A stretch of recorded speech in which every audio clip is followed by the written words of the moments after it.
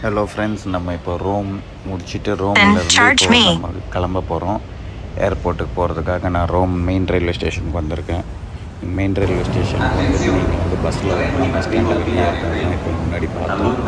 So அங்கேருந்து ticket வாங்கிட்டு இப்போ நான் பிளாட்ஃபார்முக்கு வந்துட்டு ரோமா டெர்மினல்லேருந்து ஏர்போர்ட்டுக்கு ட்ரெயின் டைரெக்டாகவே இருக்கும். நீங்கள் கேபு அதெல்லாம் பிடிச்சி போங்க. ஸோ இந்த ட்ரெயின் தான். பிளாட்ஃபார்மில் வந்துட்டு நம்ம கிளம்பிட்டோம் ஏறி. இங்கேருந்து ஜஸ்ட்டு ஒரு 35-40 மினிட்ஸில் நம்ம ஏர்போர்ட்டுக்கு ரீச் ஆகிடுவோம். 14 யூரோஸ் நினைக்கிறேன் டிக்கெட் எடுத்துகிட்டு நம்ம கிளம்பிட வேண்டியது தான். ஸோ டேரெக்டு ட்ரெயின் இது, நடுவில் வேறு எங்கேயும் ஸ்டாப் கிடையாது. ஸோ ரோம்லேருந்து நீங்கள் ஏர்போர்ட்டுக்கு போகணுன்னு நினைக்கிறவங்க ரோமா டெர்மினல் வந்து ட்ரெயின் எடுத்தே போகலாம். நீங்கள் பஸ்ஸில் இல்லைன்னா கேபில் போனீங்கன்னா ரொம்ப டைம் எடுக்கும். ஸோ அதுக்கு இதுதான் பெஸ்ட்டு வே. எங்கே ஸ்டாப்பிங்லேயும் நிற்காது. லாஸ்ட்டு ஒரே ஸ்டாப் தான் அது ஏர்போர்ட்டு.